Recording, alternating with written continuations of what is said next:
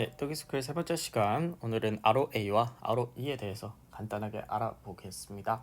ROA와 ROE는 둘 다 수익성 지표를 나타냅니다. 즉, 기업이 어떠한 수익을 내는지 우리에게 제일 중요한 거 아니겠습니까? 내가 돈을 투자했는데 이 기업이 수익을 제대로 내고 있는지 이러한 것을 판단하는 그런 지표라고 보시면 되겠습니다. 그래서 먼저 이름부터 알려드리면요. ROA와 ROE의 이름을 알려드리겠습니다. ROA는요. ROA는 Return on Assets입니다. 즉, 총 자산 이익률이라는 뜻이고요. ROE 같은 경우는 자기 자본 이익률입니다. 즉, Return on Equity라는 뜻을 가지고 있습니다. 지금부터 각각 어떠한 것을 뜻하는지에 대해서 간단하게 알아보는 시간 갖도록 하겠습니다. 네, ROA는 총 자산 이익률이라는 것이라고 제가 말씀을 드렸고, 기업이 보유하고 있는 자산을 우리에게 얼마나 효율적으로 이렇게 이용하고 있는지를 측정하는 값입니다. 그래서 어떻게 측정을 하냐? 그 측정 값은 총 자산분의 순이익 이렇게 측정을 하면 됩니다. 그런데 이것을 또 다르게 조금 표현을 해보면요. 이런 식은 외우실 필요 없습니다. 여러분들 시험 보실 거 아니니까. 순매출분의 순이익으로 표현을 할 수가 있습니다. 곱하기 총자산 순매출액.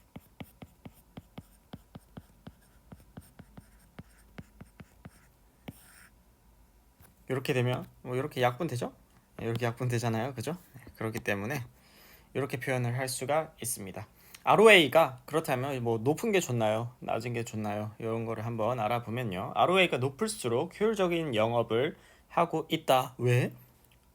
순이익을 많이 벌어들이니 잘 버네. 내가 이만큼 자산이 있는데 잘 버는 회사구나. 좋은 회사다. 라고 생각이 들 수도 있으나 이게 또 ROA가 너무 높으면요.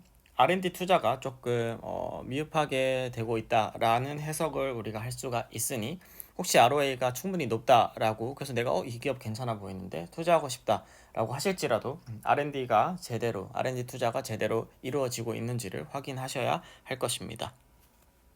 다음으로 ROE, Return on Equity, 자기 자본 이익률입니다. 이 친구 같은 경우는 주주들이 자기 자본을 얼마나 효율적으로 활용하였는가를 측정하는 것입니다. 주주들이 아니라 주주들의.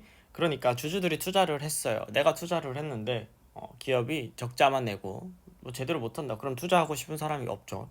그런 것을 나타내는 지표이다. 즉 수익성 마찬가지로 얘도 수익에 대한 지표입니다. 그래서 이 친구 같은 경우는 총 자산분의 원래 여기 ROA는 총 자산분의 순이익이었잖아요. ROE 같은 경우는 자기 자본분의 순이익이 되겠습니다. 비슷하죠? 자기 자본분의 순이익이다 라고 표현을 할 수가 있고요. 그리고 상당히 비슷한 것이 ROE와 ROA가 관계가 있습니다. 그 관계성은 먼저 이렇게 정의부터 하고 그 다음에 알아보도록 하겠습니다. 그래서 ROA가 주주와 채권자들에게 대한 보상 능력 같은 거죠. 그럼 ROE 같은 경우는 주주에 대한 보상 능력을 의미한다라고 조금 이해를 하시면 되겠습니다.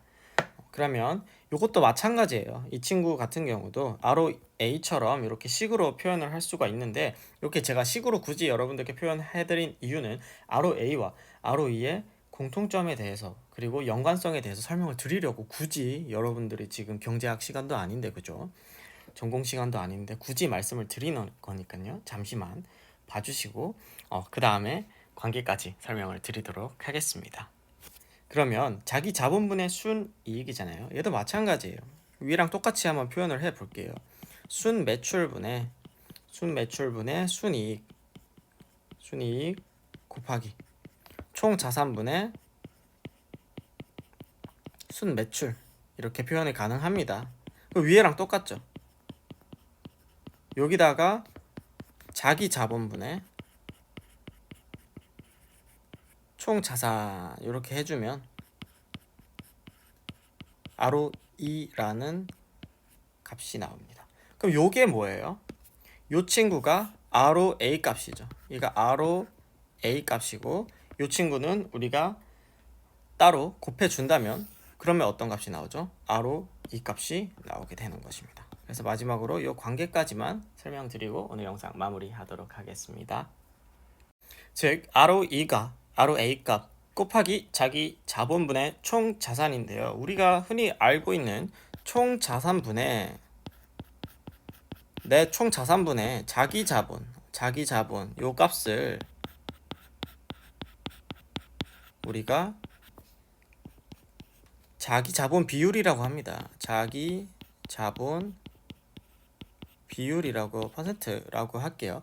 그렇기 때문에 총 내가 돈 얼마 갖고 있는데 그중에 내 돈, 남의 돈 말고 엄마 돈 말고 아빠 돈 말고 친구 돈 말고 뭐 부채 말고 뭐 다 말고 엄마도 아빠 돈은 여기 비율이 적절하지 않지만 경제학에서는 예를 들어서 쉽게 설명드리려고 제가 든 겁니다.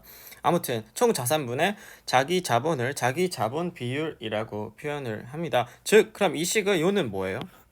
역수관계죠. 뒤집어 깐 거잖아요. 그래서 이 식을 다시 한번 적어보면 ROE는 ROA 곱하기 자기 자본 비율 분의 1 이렇게 해도 되나요? 그죠? 즉 ROE가 높다면 또는 ROA가 높다면 ROE도 이렇게 비례관계가 되는 거예요. 둘이가 높다면 비례관계다. 그런데 자기 자본 비율을 우리가 확인을 해줘야 한다는 거죠. 즉 자기 자본은 뭐예요? 총 자산에서 부채를 뺀 거잖아요. 부채를 뺀 거거든요. 그래서 부채가 많으면 요 비율 자체가 좀 작아지겠죠. 요 분모가 작아지면 이 전체 분수는 커진단 말이에요. 부채가 많아지면 얘 값이 커져요. 그럼 요 값이 커지죠. 그럼 부채가 많으면 ROE 값도 커진다라는 겁니다.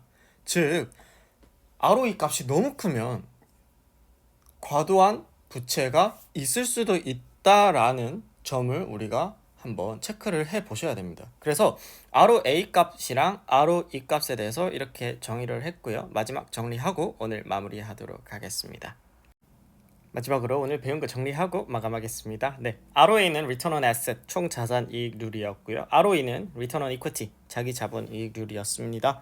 즉 ROE는 ROA 곱하기 자기 자본 비율 분의 1이고요. ROE랑 ROA가 일단 크면 수익성은 좋다라고 생각을 할 수가 있습니다. 하지만 ROE가 너무 크다면 또는 ROE가 커서 기업이 더 좋아 보인다, 투자하고 싶다라고 하시면 일단 부채부터 확인하시는 게 맞고요. 그리고 ROA가 너무 크다라고 보시면 R&D 투자가 조금 제대로 되고 있는지 그러한 것을 확인해 보는 시간을 가져서 좋은 기업을 선택하셔서 투자하시면 좋겠습니다. 네, 오늘 강의는 여기까지 하겠습니다. 끝까지 시청해 주셔서 감사합니다.